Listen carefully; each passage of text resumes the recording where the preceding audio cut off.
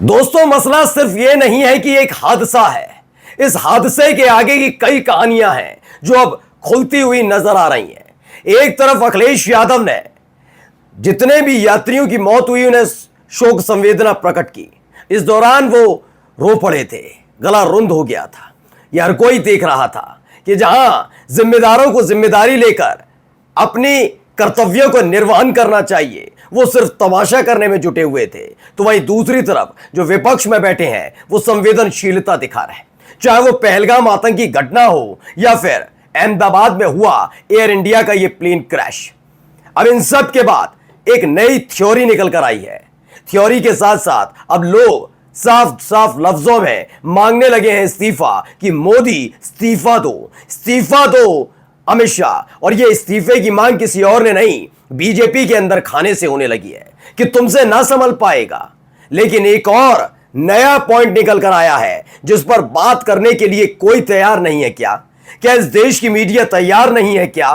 क्योंकि जिस देश के में जाने के लिए शर्तों के साथ नरेंद्र मोदी साहब तैयार हो जाते हैं, उसी देश में रहने वाला हमारे देश का सबसे बड़ा दुश्मन आज से तकरीबन 8 महीने पहले एक धमकी देता है, और उसने किसी और का जिक्र नहीं किया था, एयर इंडिया का जिक्र किया था। इन खबरों को दिखाने से क्यों बचते हैं? माना जा रहा है कि इस बार न चाहते हुए भी देश के गृह मंत्री या फिर नरेंद्र मोदी साहब यानी प्रधानमंत्री एक बड़ा कदम उठा सकते हैं और हो सकता है इस्तीफा भी हो जाए। नमस्कार, मैं हूं प्रज्वल गौतम और आप देख रहे हैं न्यूज सर्किल। आपको पता ही है, अखिलेश यादव को मैंने दिखाया कि जैसे ही ये तस्वीर और खबर निकल कर आई, उन्होंने वो एक प्रेस कॉन्फ्रेंस कर रहे थे। इस दौरान उन्होंने सब बातों को खारिज किया और सबसे पहले जिन लोगों ने इस पूरे हादसे में अपनी जान गंवाई, उनके परिवारों के प्रति अपनी संवेदना व्यक्त की, और जिन लोगों की इस पूरी घटना में मौत हुई उनको श्रद्धांजलि अर्पित की। इस दौरान उनके बयान को मैंने आपको दिखाया था। अब इससे इतर एक तस्वीर, एक नई वीडियो आपको दिखाने जा रहा हूं जो शायद आपने किसी न्यूज चैनल पर अब तक नहीं देखी हो। वो 54 सेकंड देखिए, वो 54 सेकंड 242 जिंदगियों पर किस कदर भारी पड़ गए, पहले ये वीडियो देखिए। तो ये सीसीटीवी फुटेज है, ये रनवे पर लगा हुआ था। रनवे पर लगी हुई सीसीटीवी फुटेज में निकलकर सामने आया। कुल 54 सेकंड की इस वीडियो में निकलकर सामने आता है एक प्लेन उड़ता है। ये वही एयर इंडिया का बोइंग था जो उड़ान भरता है 242 लोगों के साथ, जिसमें 2 पायलट और 10 क्रू मेंबर के अलावा अगर आप देखेंगे तो तकरीबन 230 लोग थे, जिनमें से एक के बचने की मामले की ऐलान किया जा रहा है। कहा जा रहा है कि एक व्यक्ति की जान बच गई है, जबकि सबकी मौत हो गई, जिसमें गुजरात के पूर्व मुख्यमंत्री विजय रूपानी भी शामिल हैं। इस वीडियो में मैंने आपको दिखाया किस तरीके से प्लेन उड़ता है और 54 सेकंड बाद ये धराशायी हो जाता है, यानी वो आग की लपटों में घिर जाता है। इसके आगे देखिए अखिलेश यादव ने जो लिखा, अहमदाबाद प्लेन क्रैश की दुर्घटना का तुरंत स्पष्टीकरण आए जिससे आशंकाओं का उन्मूलन हो सके। उन्होंने स्पष्ट कहा कि भैया कम से कम स्पष्टीकरण तो दीजिए, क्योंकि आपके यहाँ इस्तीफा देने की तो कोई परंपरा रही नहीं, तो कम से कम स्पष्टीकरण दीजिए जिससे अलग अलग तरह की बातें ना निकल सके। यात्रियों, क्रू के सदस्यों सभी के लिए प्रार्थनाएं, सर्वोच्च स्तरीय बचाव, राहत और उपचार उपलब्ध कराया जाए, इस बात की अपील अब अखिलेश यादव करते नजर आए। इन सब के बीच सुब्रमण्यम स्वामी आते हैं, बीजेपी के नेता। उन्होंने क्या कहा? उन्होंने कहा कि लाल बहादुर शास्त्री का ही उदाहरण ले लीजिए। ट्रेन हादसा हुआ तो उनके वक्त उन्होंने फौरन ही अपने पद से इस्तीफा दिया था, और इसी मॉरल ग्राउंड पर नरेंद्र मोदी, गृह मंत्री अमित शाह और तो और जो नागरिक उड्डयन मंत्री, उनको इस्तीफा देना चाहिए जिससे निष्पक्ष जांच हो सके इस पूरे मामले की, कि आखिर कौन जिम्मेदार है कौन नहीं। ये अब कोई और नहीं, बीजेपी के अंदर खाने भी आवाज उठने लगी है। ये आवाज क्यों उठी है मैं आपको बताता हूं। बार बार लोग पूछते थे ना कि अखिलेश यादव ये बार बार क्यों कहते हैं कि इसका निजीकरण नहीं होना चाहिए, उसका निजीकरण नहीं होना चाहिए।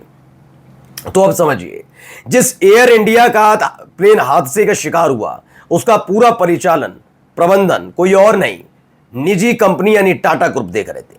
आपको भावुक होने की जबरदस्ती जरूरत नहीं है कि रतन टाटा कंपनी से नाम जुड़ा है तो आप 242 लोगों की मौत को हवा में उड़ा दें।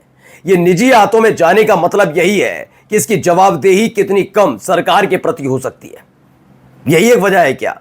अब देखिए क्या लिखते हैं सुशांत सिंह, कहते हैं मणिपुर से हो पहलगाम तक, या फिर मुंबई में जो लोगों की मौत हो गई है ट्रेन से गिरकर, उसके से लेकर हो इस प्लेन क्रैश तक, इसका एकमात्र बिंदु है, वो है अकाउंटेबिलिटी यानी जवाबदेही। लेकिन इसके बारे में कोई बात नहीं। नरेंद्र नाथ मिश्रा भी लिखते हैं, जब से एयर इंडिया को टाटा ने टेक ओवर किया है तब से लगातार बदइंतजामी की खबरें आती रहीं। कई मौकों पर कई तरह की शिकायतें की गई, हर मानक तक की शिकायत आती रही, लेकिन टालमटोल होती रही। पूरा मैनेजमेंट इस हादसे का दोषी है।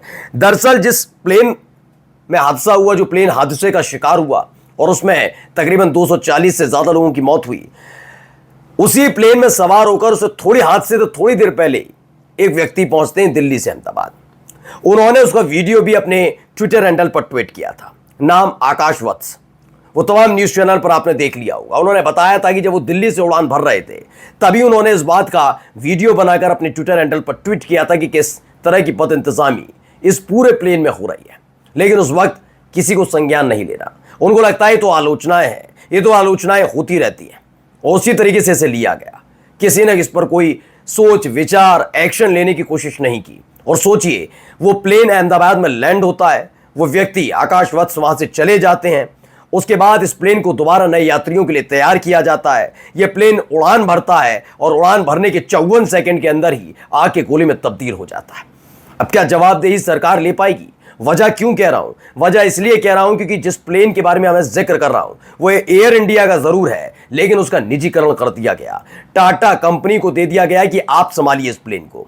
तो क्या सरकार अपने गले में यह फंदा फंसने देगी कि 240 लोगों की मौत उनकी गलती की वजह से हुई है? और ना भी ले तो भी अब उनके ही पार्टी के अंदर से ऐसी आवाजें उठने लगी हैं।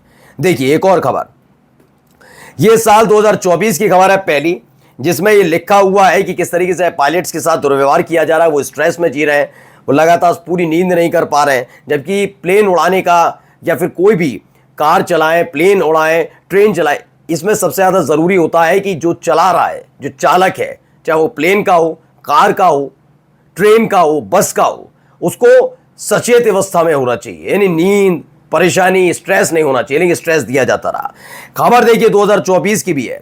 एयर इंडिया के पायलट्स ने आरोप लगाया था कि किस तरीके से उन पर वर्कलोड डाला जा रहा है, और उन्होंने अपील डीजीसीए से की थी कि आप हस्तक्षेप करिए, लेकिन इस पर सरकार ने सुना नहीं, क्योंकि ज्यादा पैसा कमाने की जद्दोजहद थी। अभिषार शर्मा लिखते हैं, टाटा के टेक ओवर के बाद एयर इंडिया में कई तकनीकी समस्याओं की शिकायतें सामने आई, जिसमें था पुराने और खराब हो चुके विमानों का इस्तेमाल, विमानों के नवीनीकरण की कमी, फ्लाइट्स में देरी और रद्दीकरण, बेड़े के एकीकरण में अव्यवस्था। ऐसे में बोइंग 777 जैसे पुराने विमानों को हटाने की सलाह दी गई, लेकिन नहीं माने, नहीं, बिल्कुल भी नहीं माने। अब आइए, एक आईपी सिंह ट्वीट करते हैं, वो क्या लिखते हैं, खालिस्तानी गुरु पतवंत सिंह पन्नू ने एयर इंडिया विमान में विस्फोट की धमकी दी थी। ये वही पन्नू है जिसे अमेरिका ने अपने यहाँ संरक्षण दे रखा है। जांच इसे ध्यान में रखकर की जाए। बिल्कुल करनी चाहिए, क्योंकि एक वीडियो सामने आया जिसमें नवंबर का था, जिसमें 19 नवंबर के बाद वो खास तौर पर सिख समुदाय से ताल्लुक रखने वाले लोगों से अपील करता है कि एयर इंडिया में सफर ना करें, ये जान माल को भारी पड़ सकता है। आखिरकार क्या ये सब इतना आसान है? इस पर जांच होनी चाहिए, और जांच से पहले फंस गए मोदी शाह, क्या उनका इस्तीफा होगा? नमस्कार।